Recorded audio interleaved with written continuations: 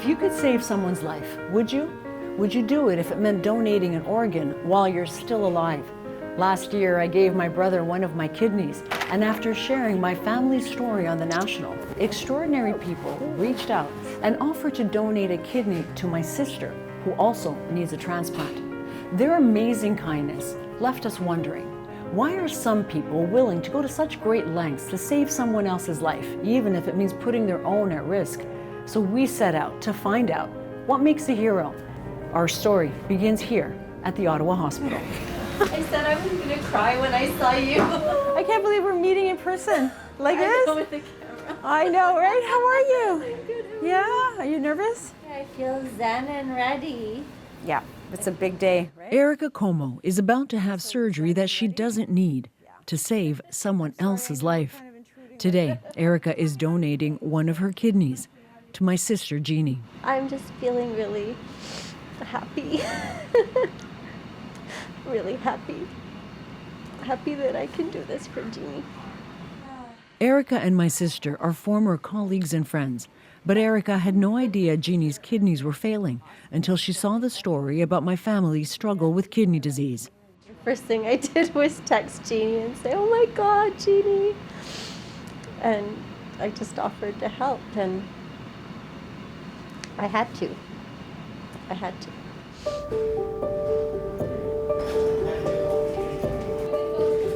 Her kindness is remarkable and overwhelming, especially for her family.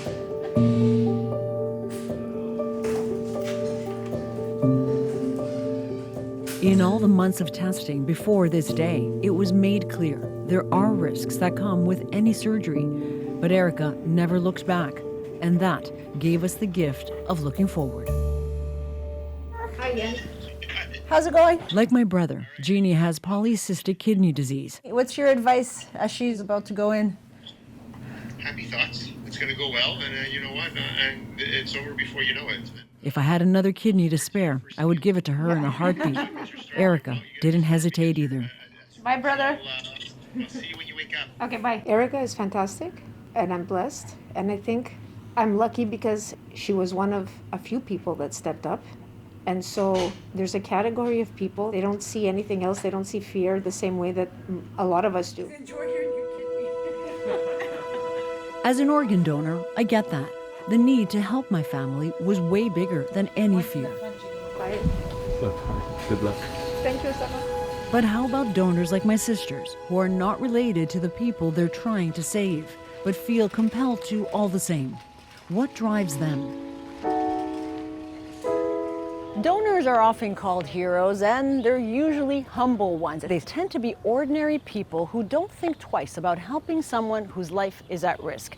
And in fact, there's science to help us understand why they step up. It's why we're here at Georgetown University in Washington, D.C.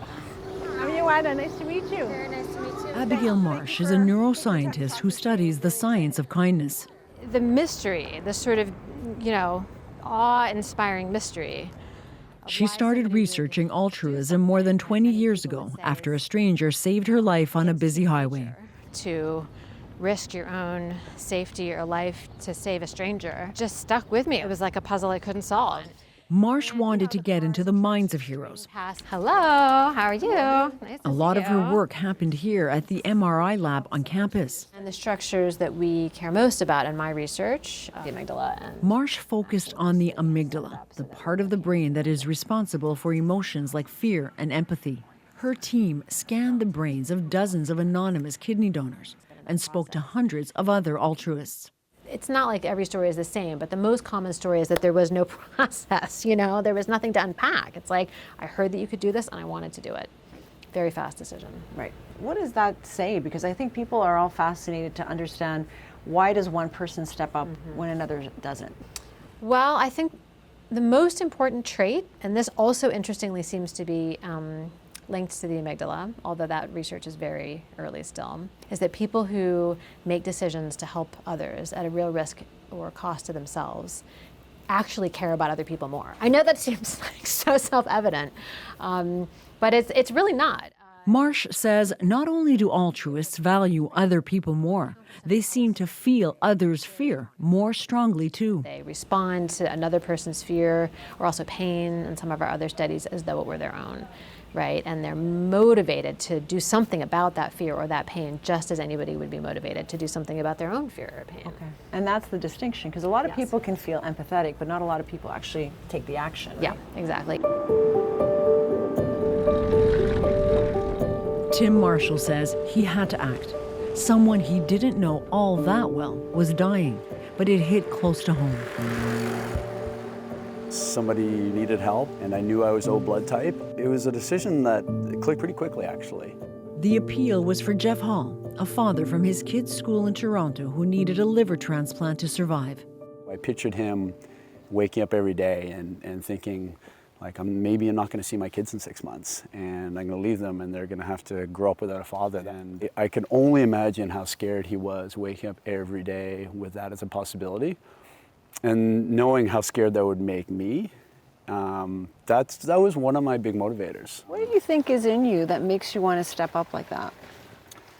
I don't know. It's funny because I think my kids asked me once. Like, my kids understood. They said, "Yeah, Dad, we know that it needs to happen, but why do you have to do it?" And I don't know. My response to them was, I said, "Guys, sometimes you have to be the person in life that puts their hand up." Hey man, how are you? Hey, good. How are Good you? to see you. Nice to see you too.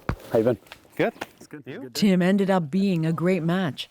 Feeling good, ma'am? That's good. You look good. It's been almost 3 years since he donated part of his liver to Jeff. Every day is a great day and a gift, and there's no problems anymore. I mean, there's problems, but yeah. But you have your life. Yeah. So there's no real problems. How do you feel about what Tim did for you? Floored, flattered, mesmerized. Oh, I love this guy. He's my brother. He's my liver brother. Oh, thank you. Is that what you say? Sure, Yeah, he's my liver brother, for sure. He's right in here. He is my hero, you know. So I tell him that all the time. Do you? Yeah. So what makes a hero? It may be because some people are hardwired for both greater empathy and compassion, and it comes back to their brains. So this is an average of the amygdala of 19 altruists, the right amygdala, and this average is about 8% bigger than the average of these 20 controls. Marsh's research has found donors have bigger amygdalas, on average 8% larger than most people's. Assuming that there is a pathway within the amygdala that leads you to, when you see somebody who's in distress, be motivated to take action to help them. It seems like when the amygdala is bigger, that decision to help is more likely to happen. So whereas almost everybody feels empathy for people they're close to, what seems to be one of the differences with very altruistic people is that they have strong empathic reactions to a whole range of people, including people they've never met. Code blue, second floor. Julia King is a nurse at Vancouver General Hospital. She's never met the people whose lives she saved. I saw someone's public appeal online. I then applied to donate, but you have to be 25 in BC to be an anonymous donor. Julia was too young to be an anonymous organ donor in BC, so she traveled to Ontario, where the minimum age requirement is 18. In 2021, she donated part of her liver. And get this, 7 months later, she flew to Toronto again, this time to donate a kidney. You know, there's a lot of people on this planet, but not many do what you do, and many don't do it twice. So what is it about you that made you want to step up in this way? Again, not once, but twice. I felt like I wanted to give back and I wanted to help someone else. I thought that since I'm healthy and I have 2 kidneys, that I'd be able to donate, and the portion of your liver does grow back. That's it? That's all you just wanted to help? That seems very understated. I don't know what else to say. Since becoming an organ donor, Julia volunteers with BC Transplant. Hi, I'm Julia. I'm a non-directed liver and kidney donor. Today, she and a group of donors and recipients are thanking staff at Vancouver General's transplant unit. This is very, very nice. Thank you. Julia is a double donor.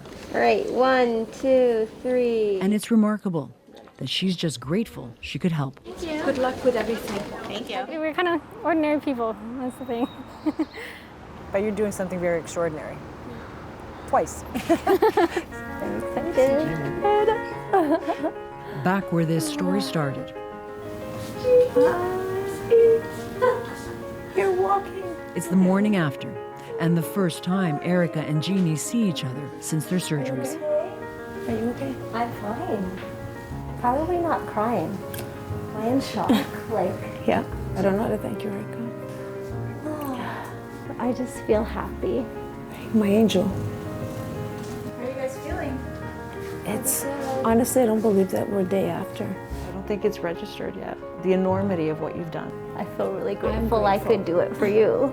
I'm grateful. Well, we're both grateful for different reasons. I just don't know how I could not do it. Not everybody's able to, Erica. You're special. This is amazing. First thing I want to know, how's your sister? She's doing well. The surgeries were a couple of weeks ago. I saw her and her donor this past weekend, and they're both up and about, looking great, and we're all just incredibly grateful. You know, if somebody had asked me maybe a year ago, who on the national team you think is most likely to donate an organ, 100% I would have said you right out of the gate. So I am dying to know what the story is with your brain. I also know enough about you that you wouldn't volunteer that information. So here's your moment. You have to spill it now. Well, you know, when we were diving into altruism in general, we were curious to see how would my brain measure up to the anonymous kidney donors that they scanned at Georgetown University, whose amygdalas were found to be about 8% larger than the average person's.